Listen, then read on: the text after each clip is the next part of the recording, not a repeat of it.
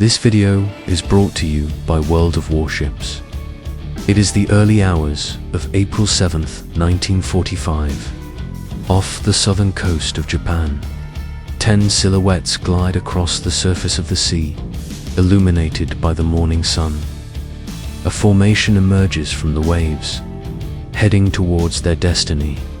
At the forefront stands a colossal vessel, a 72,000-ton leviathan. This battleship surpasses all others in size, both past and present. Equipped with 9 18-inch cannons that launch 3,000-pound shells, reinforced with 16 inches of armor along the waterline, and boasting secondary armaments that outmatch the primary weapons of the surrounding destroyers, she represents the pinnacle of the Japanese Imperial Navy. This is the Yamato, a testament to Japan's steadfast determination. On board, Admiral Ito Seiichi observes from his command position. Operation Tengo entails the entire fleet advancing against American forces, providing artillery support for the invasion of Okinawa. Their mission is to penetrate the enemy lines, land all 10 ships on the shore, and fight until the very end. Ito harbors deep reservations about this strategy, deeming it wasteful at a time when the nation can ill afford to lose any resources. Nevertheless, the Emperor's orders are absolute, and as a devoted officer, he is resolute in his commitment to execute them, just as the courageous men alongside him are. Yet, the thought of not returning to his family weighs heavily on his heart. As the operation progresses smoothly, an officer approaches him with alarming news. An American flying boat has been detected trailing them. Ito promptly commands the anti-aircraft guns to engage, but the aircraft swiftly retreats behind the clouds before the gunners can accurately assess the situation, escaping without damage. The guns fall silent, and the unwelcome news reaches him. He remains stoic as the fleet continues its advance. The morning unfolds, and as the day progresses, further troubling reports reach the bridge. A Japanese-controlled island reports that more than 250 American warplanes are approaching the fleet. Tension hangs heavily over the bridge as all eyes turn to Admiral Ito. He inhales deeply, fully aware that this is precisely what he anticipated, yet they are ill-equipped to handle it. He relinquishes strategic command to Captain Kasaku Aruga and retreats to his chair. Meanwhile, sailor Kazuhiro Fukumoto is spending time on the deck with friends. Young and fearless, he feels invincible with the formidable Yamato at his side. Suddenly, the alarms sound. His friends disperse, rushing to their battle stations. Kazuhiro dashes across the deck, weaving through other sailors as he makes his way to his post on the opposite side of the ship. Anti-aircraft weapons are elevated, ready for action. The gunners maintain a vigilant watch, scanning the endless expanse of clouds. Then, an eerie silence envelops the area. A distant hum of engines begins to resonate in the sky, heightening the anxiety of everyone on deck. The gunners grip their controls, fully aware that they are facing the harbingers of death, resolved to fight until the very end. The sound intensifies and intensifies. In an instant, a swarm of warplanes breaks through the clouds, diving directly toward the formidable vessel. The thunderous roar of anti-aircraft fire erupts, and bright streaks of tracer rounds shoot into the sky. A multitude of warplanes descends upon the battleship, courageously confronting the barrage of Japanese fire. The gunners unleash a relentless stream of fire at their adversaries, giving their utmost effort, yet their impact is minimal. The enemy retaliates with equal ferocity. A torrential downpour of .50 caliber bullets rips through the deck, tearing into metal and flesh alike. Shrapnel and ricochets scatter in all directions as the enemy aircraft zoom overhead. Anti-aircraft guns rotate in every direction, with gunners tracking their targets autonomously. Muzzle flashes and smoke engulf the lower superstructure as every weapon is directed skyward. Kazuhiro can hear the chaos erupting behind him. As he hastens into the lower deck, he arrives at the damage control station and enters the room with urgency.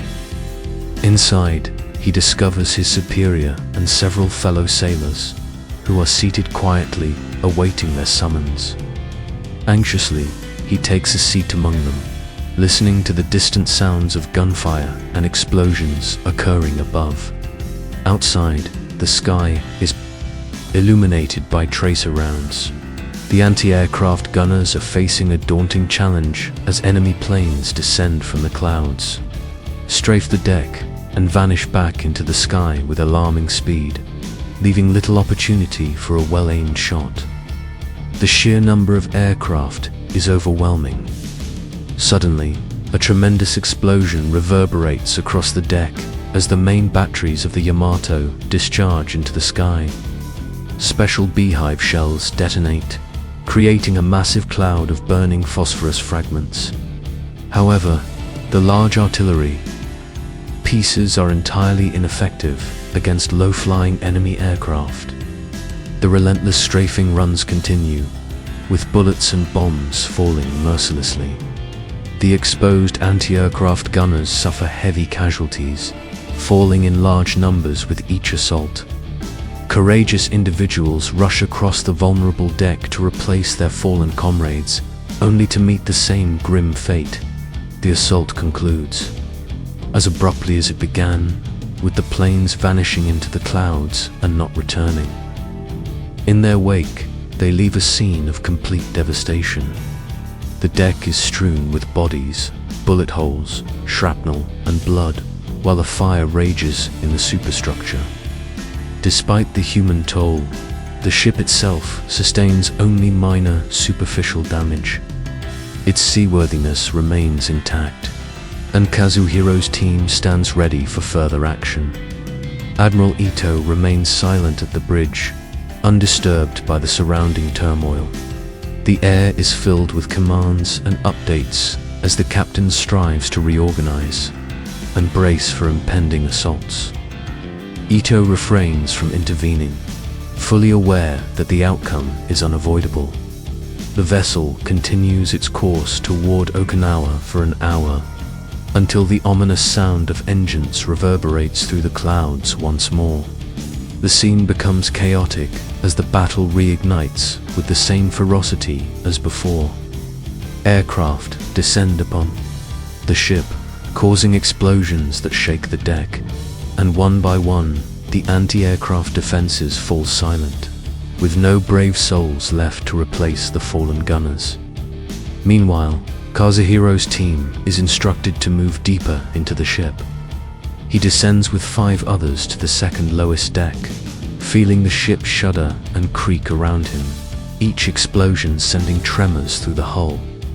His commanding officer directs to members of the group to venture further down to assess any damage. At the same time, torpedo bombers skim the surface, releasing their lethal payloads.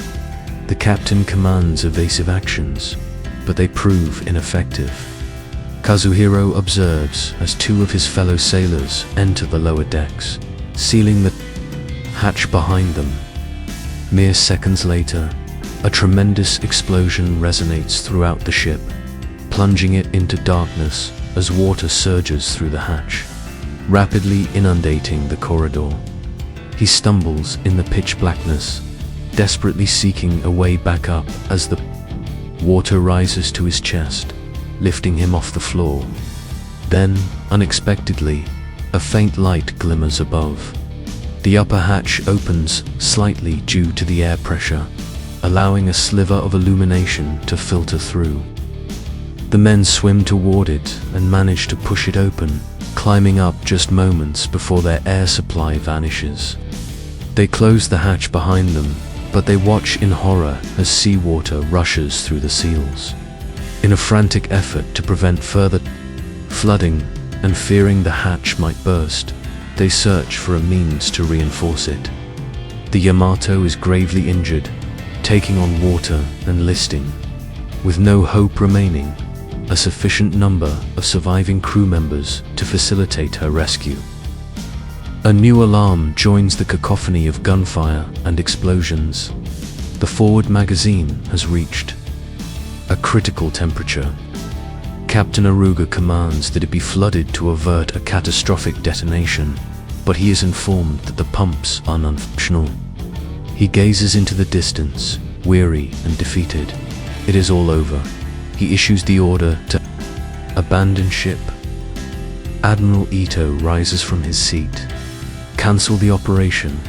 Return to port after rescuing the men, he instructs. This is the only directive he has given since the battle commenced. A signalman rushes from the bridge to relay the new orders to the other vessels. The admiral then expresses his gratitude to the crew on the bridge and solemnly departs for his cabin. Captain Aruga subsequently dismisses the remaining crew, instructing them to abandon ship as well. Below deck, Kazuhiro and his crew wedge a beam between the hatch and the ceiling, a desperate and futile effort to slow the influx of water. His commanding officer, recognizing the dire situation, shouts at the group, "Everyone up!" The sailors cease their efforts and hasten to the upper deck. As the ship continues to list, dangerously, they emerge into a scene of chaos. The gunfire has ceased, men are leaping overboard, and the wounded are being attended to on the deck, all while the ship tilts further to port. His officer commands them to discard anything that floats, logs, mats, hammocks, anything at all. The port railing sinks beneath the waves, and the waterline begins to overtake the deck as the starboard side rises higher. Maintaining balance becomes increasingly difficult, and he nearly slips down the slick deck into the ocean. It is at this moment that Kazuhiro and his group resolve to abandon ship. He leaps off the stern into the murky waters below. He attempts to swim upward, but finds himself unable to do so. The propellers continue to spin, drawing him into the swirling currents. The damaged and ablaze battleship gradually capsizes as the crew members leap into the sea, while firearms tumble into the waves below following the explosion of the forward magazine. The resulting mushroom cloud is visible from the shores of mainland Japan. Kazuhiro surfaces from the water at a considerable distance, feeling disoriented. Several dark plumes of smoke rise around him, and a layer of oil spreads across the surface, revealing numerous individuals adrift in the distance. Nearby, he notices a group of survivors on a raft and swims to join them. 2.5 hours later, a Japanese destroyer approaches the raft and rescues the men from the water. Out of more than 3,300 personnel, only 287 were saved, and Kazuhiro was among the fortunate few. He survived the conflict and returned to his family at the age of 18. Admiral Ito and Captain Aruga perished with the ship. Operation Tengo was an utter disaster. Of Yamato's escort vessels, 5 out of 9 sank alongside her, with a 6th later succumbing to damage. This operation marked the final significant naval engagement for Japan before the war's conclusion. Please consider supporting the channel by downloading World of Warships today through the link provided in the description. Thank you.